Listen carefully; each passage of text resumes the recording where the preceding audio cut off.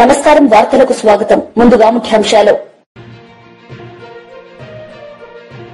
Swarnandhra 2047 division document ను ఆవిష్కరించిన ముఖ్యమంత్రి శ్రీ నారా చంద్రబాబు నాయుడు.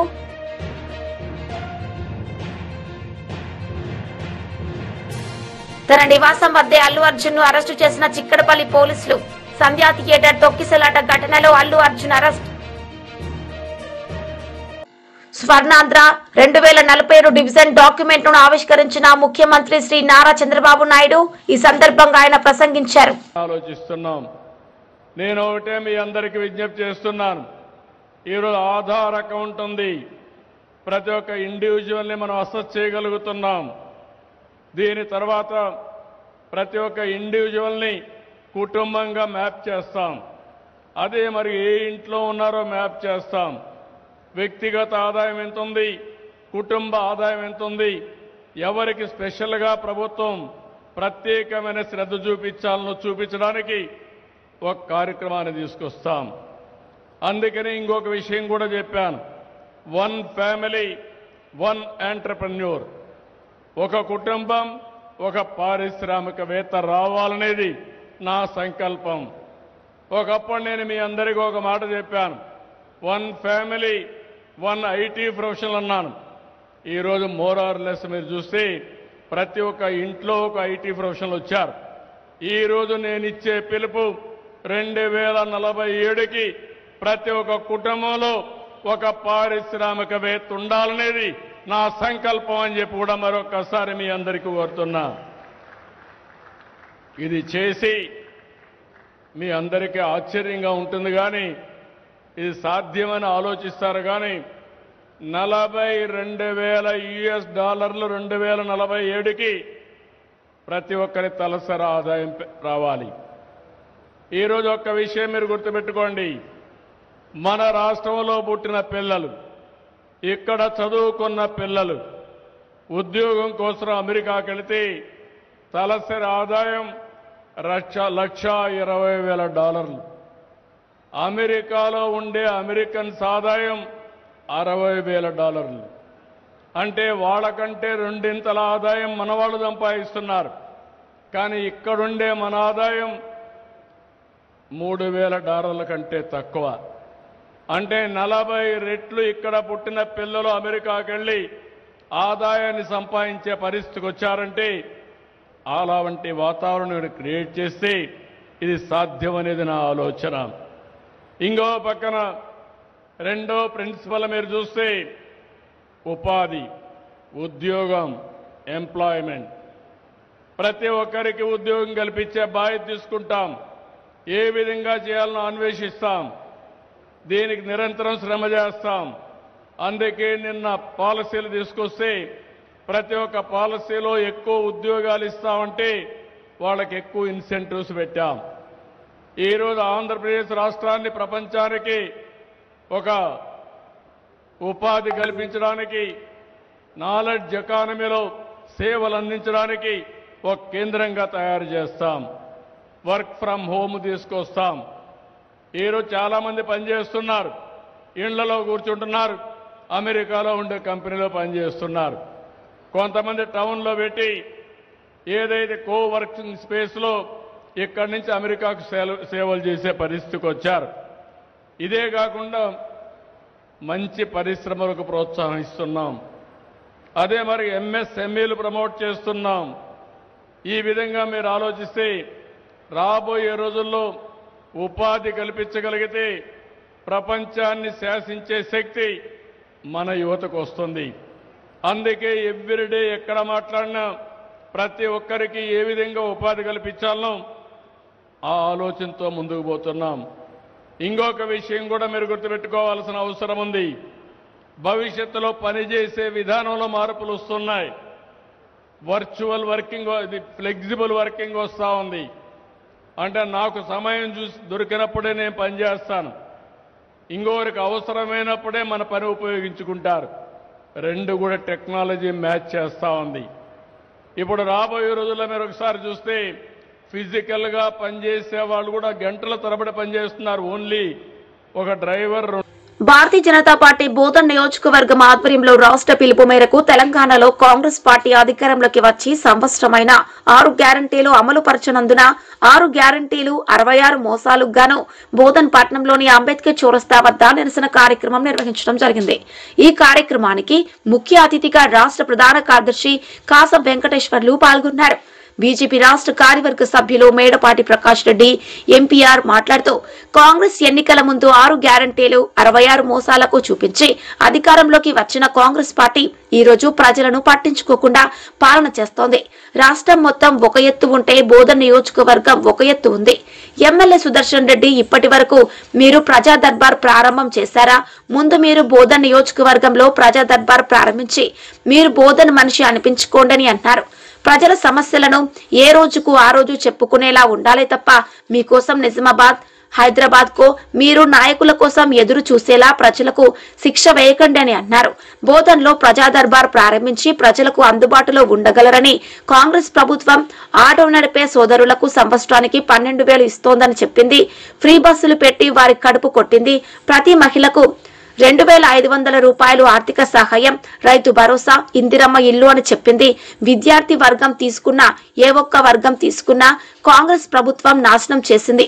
ఇప్పటికైనా కాంగ్రెస్ ప్రభుత్వం చెప్పిన 6 గ్యారంటీలు అమలు పరచాలని అన్నారు.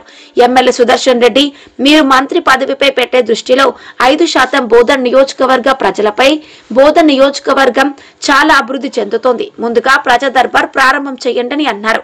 కార్యక్రమంలో బీజేపీ సీనియర్ నాయకుడు వడ్డి మోహన్ రెడ్డి, నరసింహారెడ్డి, అడ్లూరి శ్రీనివాస్, అసెంబ్లీ కన్వీనర్ శ్రీధర్, జిల్లా ఉపాధ్యక్షులు మేక సంతోష్, జిల్లా కార్యదర్శి సుధాకర్ చారి, సీనియర్ నాయకులు కందికట్ల రామచందర్, జడ్పీటీసీ మేక విజయ్ సంతోష్, వివిధ మండలాల అధ్యక్షులు కొలిపాక బాలరాజు, సరీన్, మనోహర్, గోపికృష్ణ, ఇంద్రకరణ్, ప్రవీణ్, ప్రధాన కార్యదర్శులు, వివిధ మోర్చా సభ్యులు, కార్యకర్తలు తదితరులు పాల్గొన్నారు. సంవత్సర కాలం దాటిన తర్వాత ఈ రోజు మేము కాంగ్రెస్ పార్టీ మీద నిరసన కార్యక్రమాన్ని, కాంగ్రెస్ పార్టీ ఇచ్చినటువంటి హామీలను అమలు చేయనటువంటి ఈ విషయాన్ని ప్రజల దృష్టికి ఈరోజు మేము తీసుకొస్తున్నటువంటి సందర్భం. భారతీయ జనతా పార్టీ తరఫున గెలిచినటువంటి పార్టీకి 1 సంవత్సర కాలం అవకాశం ఇచ్చి ఈ రాష్ట్రంలో ఉన్నటువంటి పరిస్థితులు చక్కదిద్దుకోవడానికి వారికి 1 సంవత్సర కాలం ప్రజలు కానీ పార్టీలు కానీ మేము కానీ అవకాశం ఇచ్చినటువంటి సందర్భాన్ని ఒకసారి మేము గుర్తు చేస్తా ఉన్నాం. ఏది ఏమైనప్పటికీ ఈ భారతదేశంలో అధికారంలోకి వచ్చిన 1 సంవత్సర కాలంలో ప్రజా వ్యతిరేక వచ్చిందంటే అది ఈరోజు కాంగ్రెస్ పార్టీకి వచ్చిందని చెప్పేసి చెప్పక తప్పదు. ఈ రోజు మనం అందరం కూడా చూస్తా ఉన్నాం. 2,500 రూపాయలు మహిళలకు ఇస్తామన్నారు. విద్యార్థులకు స్కూటీ ఇస్తామని చెప్పారు.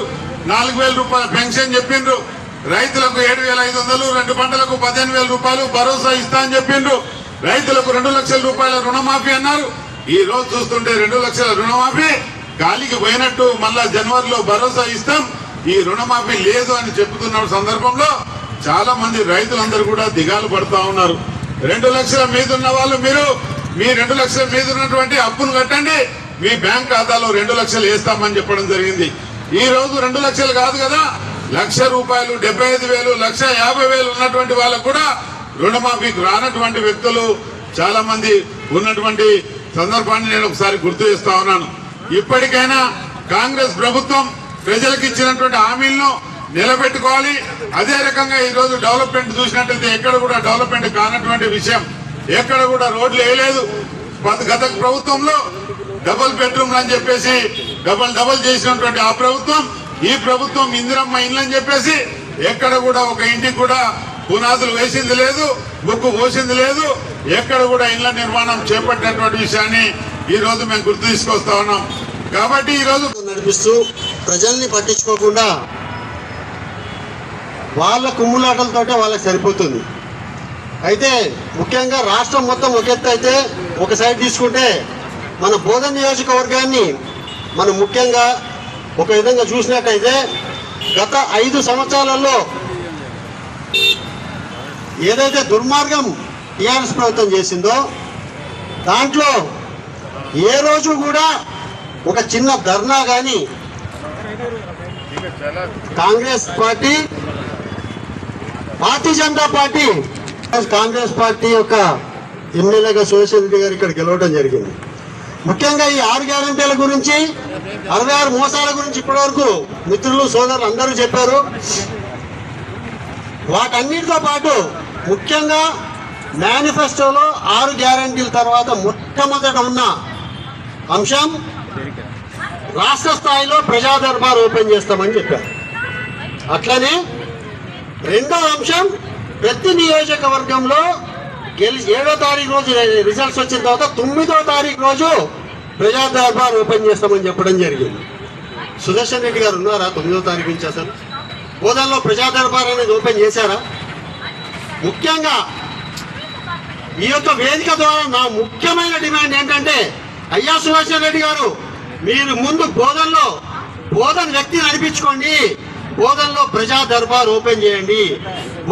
ప్రజల యొక్క సమస్యలని ఏ రోజుకి ఆ రోజు వాళ్ళు వచ్చి చెప్పుకునేటట్టు ఉండండి. కానీ మీకోసం నిజామాబాద్కి ఫోన్ చేయటమో, హైదరాబాద్కి ఫోన్ చేయటమో, లేకపోతే మీ నాయకుల కోసం ఢిల్లీకి ఫోన్ చేయటమో బోధన ప్రజలకి అటువంటి శిక్ష వేయకండి. దయచేసి బోధనలో ప్రజా దర్బార్ ఓపెన్ చేయండి. అలాగే ఇక తీసుకున్నట్లయితే వివిధ వర్గాలలో ఈరోజు ఇక్కడ ఆటో సోదరులు ఉన్నారు. ఆటో సోదరులకి మీ మేనిఫెస్టోలో సంవత్సరం తన నివాసం వద్దే అల్లు అర్జున్ ను అరెస్టు చేసిన చిక్కడపల్లి పోలీసులు. సంధ్యా థియేటర్ తొక్కిసలాట ఘటనలో అల్లు అర్జున్ అరెస్ట్.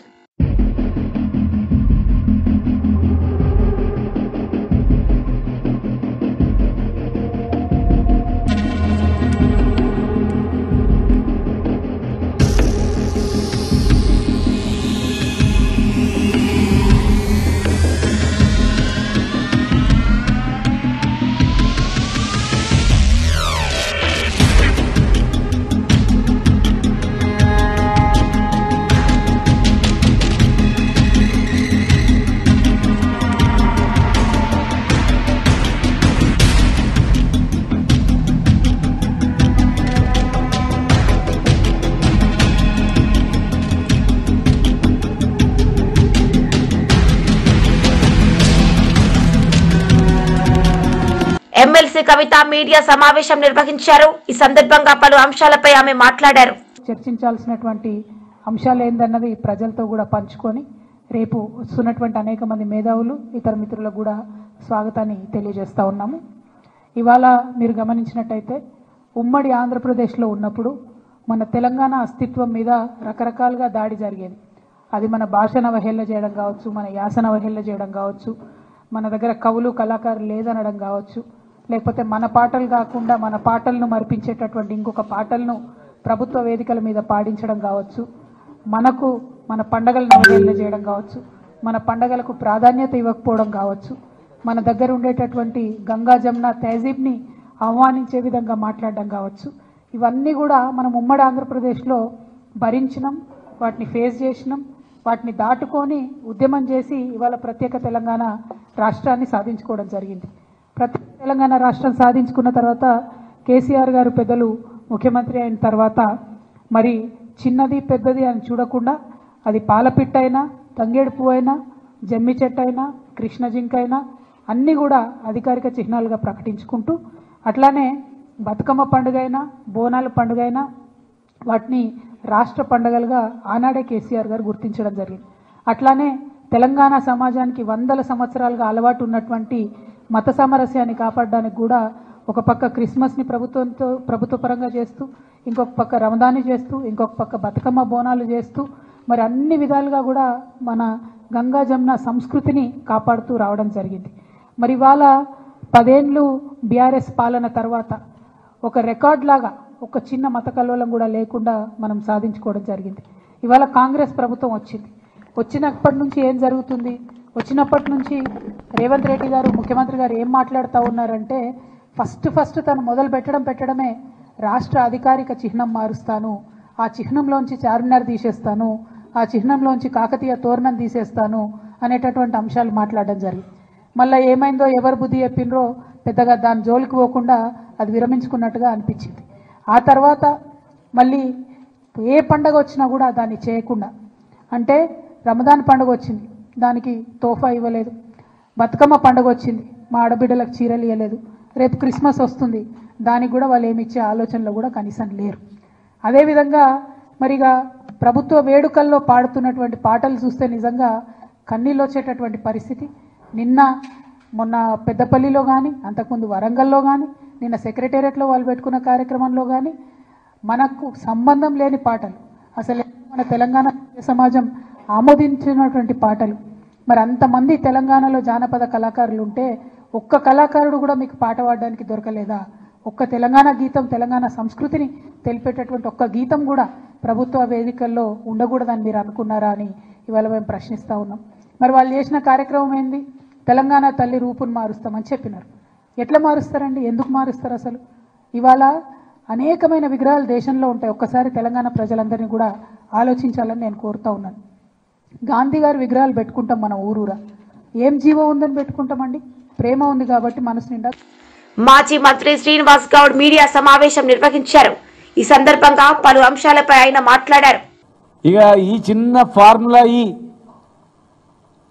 40-50 కోట్లు ఖర్చు పెట్టిన దానికే విచారిస్తున్నాం, ఏసీబీకి పంపుతున్నాం అని భయభ్రాంతులు గురి చేస్తున్నారు మీరు. మరి ఒలింపిక్ నిర్వహించాలంటే ఎంత అవసరమో తెలుసా? ఎన్ని లక్షలు? దాదాపు 2 లక్షల పైన, 2-3 లక్షల కోట్ల ఖర్చు చేయాల్సిన అవసరం ఉంటుంది. 50 కోట్లకే మీరు ఏసీబీ అని పేరు పెట్టిస్తుంటే రేపు ఏ కంపెనీలు వస్తాయి హైదరాబాద్కు? ఏ స్పోర్ట్స్ నిర్వహించడానికి వస్తాయి?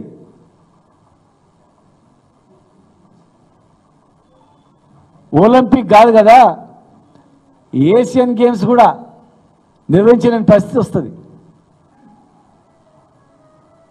వాళ్ళు ఎక్కడ పడితే ఎక్కడ ఫార్ములా ఈ రేసింగ్ వాళ్ళు ఇవ్వరు. ఈవెన్ క్రికెట్ కూడా, ఓ క్రికెట్ ఆడాలంటే బీసీసీఐకి అప్లై చేయాల. తర్వాత ఇండియన్ క్రికెట్ అసోసియేషన్ వాళ్ళు గుర్తించాలా. నేను మామూలుగా ఐపీఎల్ పెడతా అంటే ఎవడు రాడు. ఆ కెపాసిటీ ఉందా లేదా, గ్రౌండ్ ఉందా లేదా చూస్తారు. అలాంటిది ఇండియాకే పేరు ప్రతిష్టలు వచ్చేటువంటిది ఫార్ములా ఈ రేసింగ్ తీసుకొచ్చి కష్టపడి ఒక బ్రాండ్ ఇమేజ్ పెంచి హైదరాబాద్లో ఆర్థిక పరిస్థితులను పెంచి ఇంటర్నేషనల్ లెవెల్లో హైదరాబాద్ చూసేటట్లు మేము చేస్తే ఇలా అరెస్ట్ చేస్తాం, కేటీఆర్ను అరెస్ట్ చేస్తాం, నీ కక్ష సాధింపులు చర్యలు తప్ప తెలంగాణ అభివృద్ధి పైన మీరు దృష్టి పెట్టట్లేదు. ఇలా జైళ్ళు వేయాల్సి వస్తే మరి మూసీ పరివార ప్రాంతంలో కూల్చిన వాళ్ళని వేయాలా? ఎంతోమంది చావు కారకులైన వేయాలా?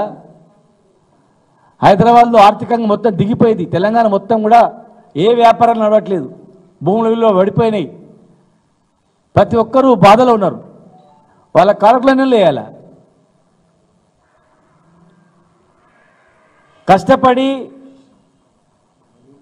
కష్టపడి తన శక్తినంతా ఉపయోగించి ఇలా తెలంగాణ ఇమేజ్ పెంచుతూ వస్తుంటే ఈ ప్రభుత్వం వచ్చిన సంవత్సరంలో, ఈ సంవత్సర కాలంలో తెలంగాణ మొత్తం కూడా అన్ని రంగాల్లో పడిపోయింది. ఒక్క ఫార్ములా ఈ రేసింగ్ మీదనే మీరు జైల్లో పెడతామని చెప్తున్నారు. మీరు ఇక ఏం స్పోర్ట్స్ నిర్వహిస్తారు? స్పోర్ట్స్ యూనివర్సిటీ ఏం కడతారు? ఒలింపిక్స్ ఎట్లా చేస్తారు? ఏషియన్ గేమ్స్ ఎట్లా చేస్తారు? కామన్వెల్త్ గేమ్స్ ఎట్లా తీసుకురాగలుగుతారు? ఎవరైనా హైదరాబాద్లో స్పోర్ట్స్ ఈవెంట్ నిర్వహించాలంటే భయపడే పరిస్థితి తెస్తున్నారు. హైదరాబాద్లో ఒక ఈవెంట్ చేయాలంటే ఇక్కడ ఈవెంట్ చేస్తే లేని కష్టాలు వస్తారా అని చెప్పి అసలు కేసులు పెట్టాల్సింది కేటీఆర్ మీద కాదు, ఈ ప్రభుత్వం మీద వస్తుంది. ఎందుకంటే కేటీఆర్ గారు ఒక నిర్ణయం కాదు, ఒక మంత్రి అంటే ప్రభుత్వ నిర్ణయం. అది ఒక ప్రభుత్వం తీసుకున్న నిర్ణయాన్ని మీరు వచ్చి వ్యతిరేకించొద్దు. ప్రభుత్వం నిర్ణయించిన దాన్ని కొనసాగించాలా. మీరు కొనసాగించినందుకు కొన్ని వందల కోట్ల, వేల కోట్ల నష్టం ఆ సంస్థకు అవుతుంది. రేపు భవిష్యత్తులో వాళ్ళు ఈ ప్రభుత్వం మీద కేసు పెడతారు, మీ మీద కేసు పెడతారు. కేటీఆర్ మీద కేసు పెట్టడం కలల మాట, గుర్తుపెట్టుకోండి. రేపు వాళ్ళే ఫార్ములా వాళ్ళే ఒక ప్రభుత్వం ఇచ్చినటువంటి ఒప్పందాన్ని ఇంకొక ప్రభుత్వం ఒప్పందాన్ని క్యాన్సిల్ చేసినందుకు మరి ప్రపంచవ్యాప్తంగా ఉన్నటువంటి అనేక మందికి మాకు నష్టం జరిగింది, మేము బుక్ చేసుకున్నాం, మా పేరు ప్రతిష్ట పోయినని చెప్పి ఆ సంస్థ ఫార్ములా ఈ రేసింగ్ మీ పైన పరువు నష్టమో నష్టం వేయడానికి సిద్ధంగా అవుతుంది. దాన్ని దృష్టిలో పెట్టుకోండి.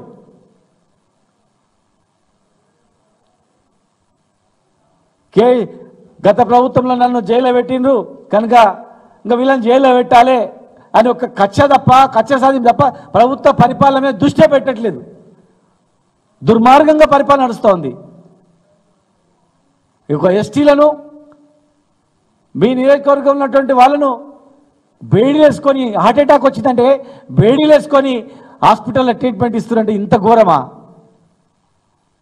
దానిలో మళ్ళీ జైలు సూపరింటెండెంట్ సస్పెండ్ చేయడము. జైలు సూపరింటెండెంట్ ఏం చేసిండు? మీ విధానం బట్టి అని చేసిండు. జైలు సూపరింటెండెంట్ను former AP Telugu academy chairperson N Lakshmi Parvathi సమావేశం నిర్వహించారు. సందర్భంగా పలు అంశాలపై ఆమె మాట్లాడారు. బాబు నాయుడు, మరి ఈరోజు నిజంగా రైతుల కడగండ్లు ఎంత దారుణంగా ఉన్నాయంటే అకాలంలో వర్షాలు, అకాలంలో వరదలు, వీటి వల్ల పంటకు వచ్చినటువంటి పొలాలన్నీ మునిగిపోయి రైతులు అల్లాడిపోతున్నారు.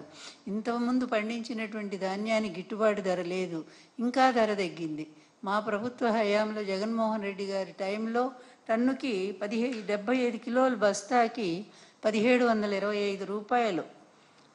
ఎంత చక్కగా అంటే ఆఖరి తేమ ఉన్నా సరే కూడా ప్రభుత్వం కొని వాళ్ళకి న్యాయం చేసింది. ఈరోజు దళారుల వ్యవస్థ ప్రవేశించింది. ఈ దళారుల వ్యవస్థ ప్రతి రంగంలో కూడా దళారులు ప్రవేశించారు. అందులో ఈ వ్యవసాయం ముఖ్యంగా ఈ వరి అమ్మకాల్లో కూడా రైతులు ఎంత నష్టపోతున్నారంటే 300 రూపాయలు నుంచి 400 రూపాయల వరకు రైతులు నష్టపోతున్నారు. అంటే 1725 నుంచి 1300, 1400 కూడా వాళ్ళకి క్వింటల్కి రావట్లేదంటే రైతు నష్టపోతానే ఉన్నాడు. అదేవిధంగా ఇస్తామన్నటువంటి కనీసం గత ప్రభుత్వంలో ఇచ్చినటువంటి 1325 అవి కూడా లేకుండా చేసింది గవర్నమెంట్, 13,250 రూపాయలు. అలాంటిది ఈరోజు దారుణంగా ఈ అన్నమాట ప్రకారం గతంలో ఇచ్చినటువంటి హామీలను కూడా అమలు చేయలేనటువంటి ఒక దుర్మార్గమైన పరిపాలన ఈరోజు సాగుతూ ఉంది. చెప్పాలి అంటే ధాన్యం కొనుగోలు కేంద్రాల ఏర్పాటు మొదలుకొని ధాన్యం సేకరణ వరకు గత ప్రభుత్వం అంటే జగన్మోహన్ రెడ్డి గారి ప్రభుత్వం నిర్వహించిన విధంగా రైతులకి ఈరోజు ప్రభుత్వం ఏమీ చేయకుండా, తెలుసు అతని నైజం అట్లాంటిదే. అతను ఎలక్షన్స్ ముందు మాట చెప్తాడు, ఎన్నికలు అయిపోయిన తర్వాత తప్పుకుంటాడు. ఎప్పుడూ కూడా అతని ప్రభుత్వంలో రైతులు అల్లాడిపోతానే ఉన్నారు. గతంలో కూడా ఎంతోమంది రైతులు ఆత్మహత్యలు చేసుకున్న పరిస్థితి ఇతని ప్రభుత్వంలో, ఉమ్మడి రాష్ట్రంలో కూడా. అదేవిధంగా గత ప్రభుత్వంలో కూడా ఇచ్చిన హామీలు రైతులకు ఏమాత్రం నెరవేర్చినటువంటి పరిస్థితి చంద్రబాబు నాయుడు గారిది.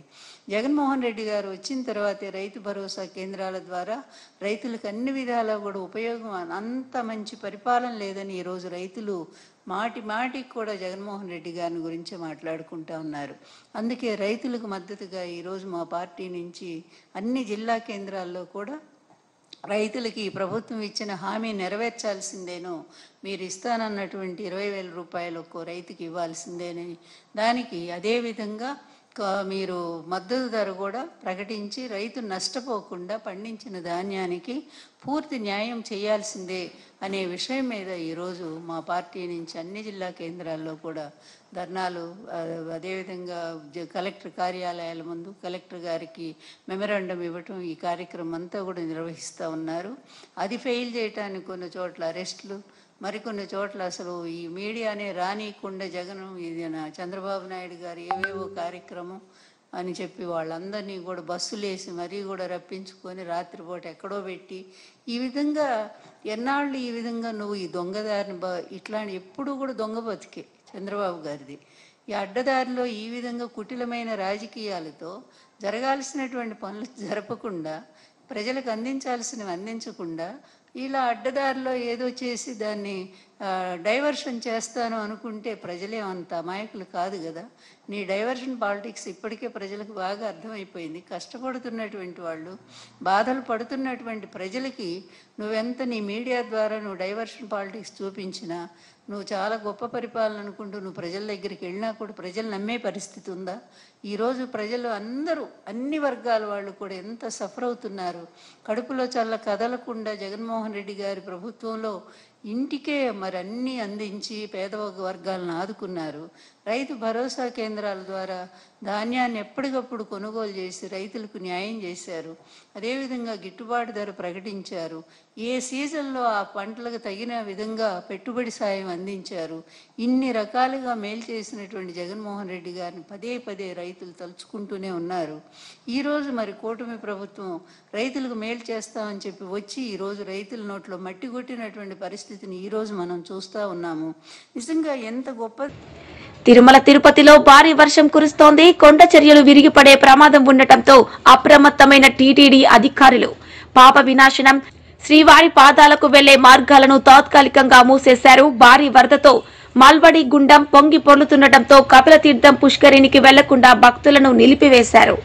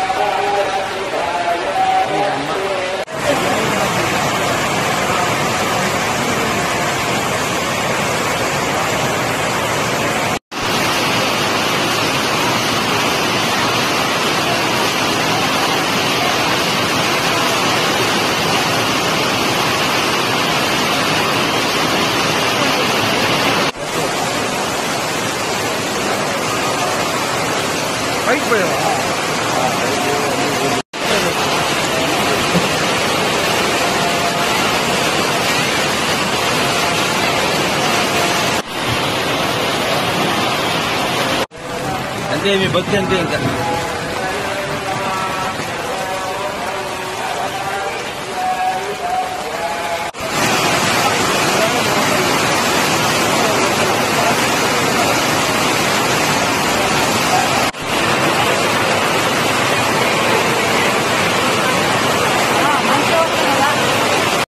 వార్తలు ముగించే ముందు ముఖ్యాంశాలు మరోసారి.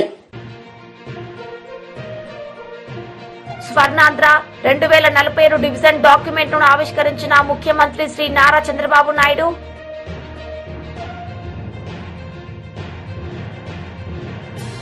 తన నివాసం వద్దే అల్లు అర్జున్ ను అరెస్టు చేసిన చిక్కడపల్లి పోలీసులు. సంధ్యా థియేటర్ తొక్కిసలాట ఘటనలో అల్లు అర్జున్ అరెస్ట్. ఈ వార్తలు ఇంతటితో సమాప్తం. తిరిగి ప్రసారమయ్యే వార్తల్లో మళ్లీ కలుద్దాం. అంతవరకు సెలవు. నమస్తే.